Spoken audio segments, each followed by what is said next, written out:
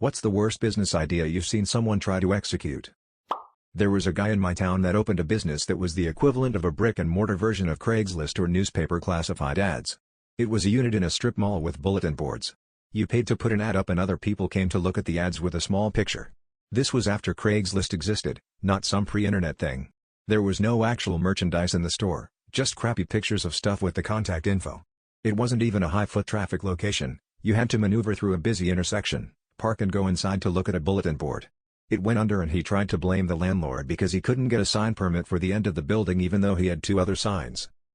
Monthly sex toy subscription. You would get a different sex toy each month, which is an okay idea I guess. There's one of those for everything nowadays. But the only problem this guy had is that he wanted the customers to eventually return the toy so he could pass it on to the next customer. He actually got in talks with an owner of a local sex shop to help him start, but the enthusiasm flattened out quite quickly. Dude bought 150k fidget spinners at the height of the craze.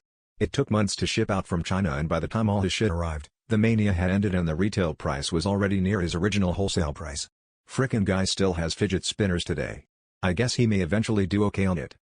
But damn. Context: I live in Las Vegas. When I was in my 20s, I was hired by a man who wanted to build MySpace for strippers. His goal was for the men on the site to pay him to follow their favorite strippers and know what clubs they were dancing at and when. He shut the project down, after months of paying me, when he found out that no stripper would sign up for it.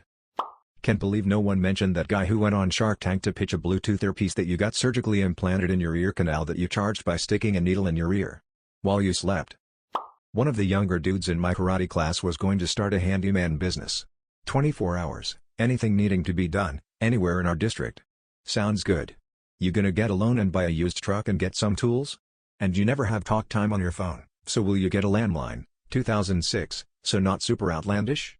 No, I'll go on my bicycle. And I'll just use the tools they have. And they can email me when they need service. Right, because when I have water spraying out of my geyser through the ceiling at 3 a.m. I'm going to email a dude on a bicycle to come fix it using all the tools and the ladder I don't own. There was a bar that opened in the capital of my country that wouldn't charge you for the drinks, but for the time spent there. Obviously everyone's goal was to drink as much as possible in the least possible amount of time, so they had to shut down soon. One time many years ago my friend and I were in line behind a woman who had a shirt emblazoned with the word taint. He inquired about it and it turned out it was her clothing company. She explained that she loved the word taint, like, taint this, taint that. He explained the popular meaning of the word to her and her face dropped. I was mortified but he probably did the right thing. I have a friend whose family has gotten involved in multiple pyramid schemes. And every single time they get into a new pyramid scheme, they claim it's not a pyramid scheme. No, you don't get it. I am the boss. Once I produce 5 clients for my mentor, then I keep all my new clients and they have to get me 5 new clients each. It's people helping people. Someone in my neighborhood opened an artisan hot dog restaurant called Everyone's Frank about a decade ago. My dad and I went in once at about 6 p.m. on a Saturday. We were the only customers, so the owner, who was working the register, chatted us up. He talked about his plans to expand the business to about 15 locations, which was completely delusional. He also talked about how much he spent on the interior redesign, which was pointlessly fancy. The hot dogs cost $9 and tasted terrible. We never went back, and the place was bankrupt within 6 months. My dad always said they'd gone bankrupt. Somebody thought it would be a good idea to open a dance club in my northern Canadian city with a dress code. 90% of the population is tradesmen and miners who only own Carhartts and Hi-Vis. Needless to say, it shut down within 6 months. I volunteered at the start of COVID for a charity shop. They sold clothes. We got a lot of great merch in, but we had limited space. I suggested that we cycle the stock by seasons. As in, summer clothes got put out straight away, but sellable winter clothes got put upstairs to be sold in winter. The manager did not like this idea. Except that 90% of the stock was winter wear, that spark joy thing really hit home. So our entire shop was filled with woolly sweaters and Ugg boots in May. Suffice to say, they went out of business. So my friend had an idea that she thought was brilliant. It was to take all tap water and bottle it in parks and sell it, and then use that money to pay for homeless necessities. Really good intentioned, and a kind gesture. However, in my country there are free fountains everywhere for drinking. So she spoke to our town's mayor and suggested that all of our water gets put into water bottles and then we sell them beside the water fountains. The mayor destroyed it really quickly with how it would create unnecessary waste, the amount of money you have to spend on wages to have people standing near fountains 24/7. What if people have reusable water bottles, and why doesn't she find a way to collect money for existing homeless programs? Friend got pissed, Still thinks her idea is brilliant. In my country there was a guy who used to sell wood. The problem was he did not have any of it. So he would ask for payment and then not give the product afterwards, hoping that procrastination and time will make the problem go away.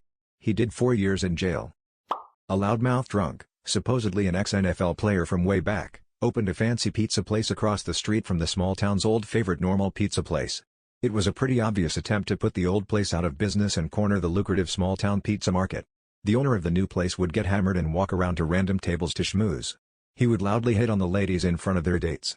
It had really good pizza, but his was horribly overpriced and the portions were tiny. It went out of business pretty quickly. Specialty chocolate shop.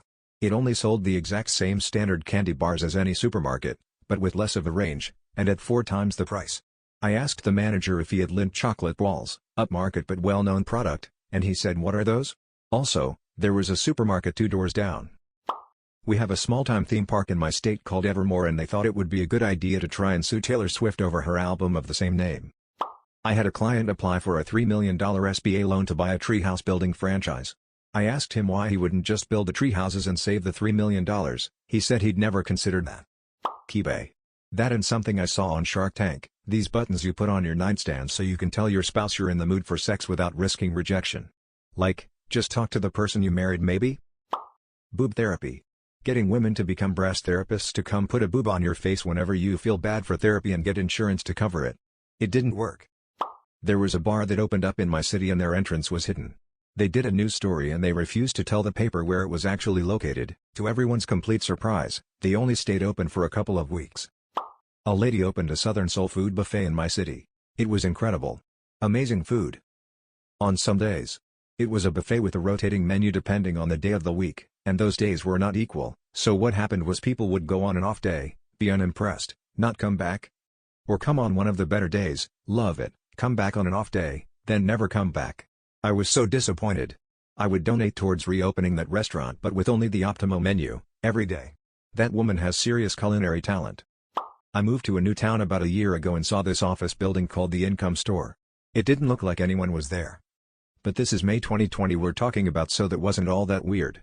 I guessed it was a staffing agency or something, but the audacity to call yourself the Income Store, it sounds like the butt of a joke. Money doesn't grow on trees. It doesn't? Well then let's go get some at the Income Store. I drove by recently and noticed that the Income Store looked a bit more than just COVID unoccupied, it was straight up abandoned. So I finally Googled it to solve the year-long mystery. It was a Ponzi scheme.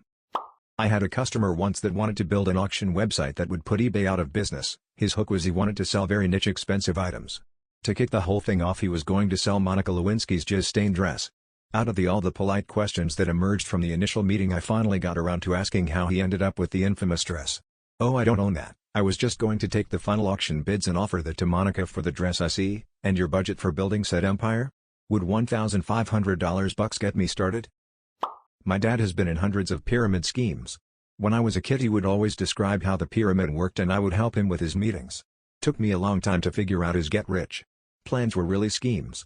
He still does them. Never been rich off them though. One was Excel, a super cancer-beating fruit juice. You give me $5,000, then you get 5 people to give you $5,000, then they get their own people to give $5,000. Tanning salon in Bangkok, Thailand. Thais idealize snowy white skin and go to huge lengths to avoid the sun on their skin. They've never gotten used to seeing Western women baking in bikinis on beaches. In our town a few years ago was a zombie-themed donut shop. Yeah. The donuts had cool names and interesting ingredients, but unfortunately, they cost almost twice as much as Krispy Kreme. I mean, kudos to them for trying to cash in on the zombie fever that was going around at that time, and at least they took a shot, but the business didn't do well. They closed down pretty quickly. Someone in Edmonton, Canada opened a dairy store, milk and cheese, and placed it across the street from a large grocery store. He hoped that shoppers would buy everything they needed at the grocery store except their milk and cheese, which the grocery store had ample supply of, and make another trip to their store for milk and cheese. It didn't last. I saw something where these men were trying to sell gloves to wear for girls when changing pads or tampons so we don't get blood on our hands. What do these guys think we've been doing our whole life? Besides, we wash our hands, and we don't need gloves to wipe after using the bathroom. Very stupid idea. Years ago I worked as an independent contractor for this little startup called ShopBuild. Basically the idea behind it was an app website that would help you do your shopping. If you needed to find a good deal on a TV or whatever, Or you wanted gift ideas for a special occasion, or even getting groceries delivered to you? All you had to do was shoot us an email or a message through the app and a personal shopper would do all the hard work for you. If you were satisfied with the suggestions, we could place the order and handle returns in case you were not happy with the product. It sounds like a pretty neat idea, but the thing about it was that it was completely free. You didn't have to pay a dime to use the app and we did not charge any sort of service fee when making an order. The way we were supposed to make money was through partnerships with hundreds of retailers where we would do the shopping.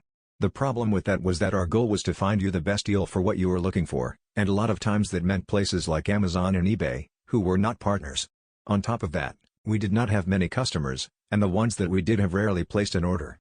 I would get paid $16 hour, later $20, to basically sit around and watch TV because we would maybe get a handful of requests in a day. It was the easiest money I have ever made. There was one time period where we were busy, but that only lasted about a week. They were trying one last-ditch effort to drive sales by creating this device called Alfie, which worked like an Amazon Echo to connect people with shoppers. They literally gave away thousands of these devices hoping that it would make a difference. It did not. Most people gave their devices to their kids for some reason or tried to use it to ask it things like you would Alexa, but we were only allowed to handle shopping requests. After the initial buzz died down, it went back to being normal. I worked on the project for over 2 years and I'm surprised it lasted that long. But then again, this was funded by Sears, a company known for bad decisions.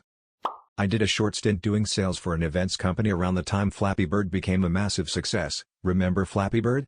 A speaker at one of our conferences, a senior marketing exec at a mid-sized company, was telling me she was going to quit her full-time job and start a business developing apps. Cool, what kind of apps? Oh, stuff for kids, mostly. I've got this idea for, proceeds to describe Flappy Bird. Oh, so, like Flappy Bird? No, not exactly. My boss, the head of conferences and a harmless but incessant flirt, actually kept in touch with her for a while. She was quite attractive and, I suspect, surrounded by yes men agreeing with her not Flappy Bird idea. Turns out she did start the company, wiping out a good chunk of her life savings, before eventually folding and going back to marketing. In my college town there was a cereal restaurant. Why make a bowl of cereal at home when you can pay $5 for someone else to do it? Not surprisingly, it closed soon after opening. Top for me has got to be a client of a design firm I used to work at. He was a trucker, his wife was a trucker. He wanted to make a sanitary pad that wouldn't need to be changed. Imagine a pad with a little line running down to a micro vacuum strapped to your leg, exhausting into another leg bag. Basically a pad that sucks the juices into a bag you can chuck in the trash later. My mother with her wonderful idea of being a baby masseuse. Yes, massages for babies was her idea. Except in order to be allowed to touch random children, you need to be a certified professional, preferably operating in a clinic for obvious reasons. My mother has 0 certificates, 0 diplomas, doesn't take any care of herself at all, has poor hygiene and lived in a sketchy neighborhood. Now imagine an obese woman with greasy hair and worn-out clothes saying she wants to give a massage to your baby. Not to mention the fact there's already children's doctors and other professionals who have training and know what they're doing, unlike her, who watched 2 videos on YouTube and decided she was a professional. Yes mom, great idea. I really can understand how that business idea of yours didn't take off immediately. At a place I used to work, we supplied printing companies with their ink. Being that digital printing is well and truly established at the point, there wasn't a whole lot of business for this type of ink anymore, so there was a lot of competition between suppliers. One of the technicians somehow weaseled his way to the top despite no business experience.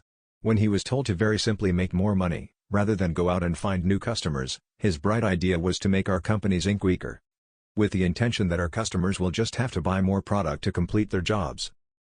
Surprise, the customers didn't like that and went to competitors. Business was closed within a year. I was friends with a guy that owned a movie rental place who was both a freaking genius and a complete moron. He used to work for Disney's apparel design section and one day came to them with the idea to make business casual Disney clothes. The idea was that married women mothers were the #1 purchasers at the Disney store. And you could get extra money out of them if you made stuff like simple polos or button-ups with just a little cartoon character embroidered on the chest that they could buy for their husbands. No, Disney said, our biggest apparel sellers were those full-size graphic tees. He left Disney and within 5 years Disney had started selling exactly what he had suggested. He also told me that he was never ever going to carry DVDs because they damaged too easily, and likewise he would never ever rent disc-based video games, VHS and cartridge only. That one didn't work out so well for him. A dating app that pairs people by the STDs they have in common. Edit, no joke. My cousin was pitching this idea 8 years ago. Not executed, yet, But the idea is to buy the most expensive metal detector possible, and take it to popular gold panning locations. The fancy machine should be able to detect gold buried deeper than others would spot. I'm still on the fence about YOLOing 20k on the chance of finding 20k worth of gold. There was a Russian potato restaurant below my previous apartment. I ate there a couple of times, but their menu changed so often I never had a favorite potato. Also had potato lasagna, potato cheesecake and potato drinks. It wasn't successful. My schoolmate at high school wanted to be a club manager. He organized a concert where he invited kinda famous foreign band to the local club.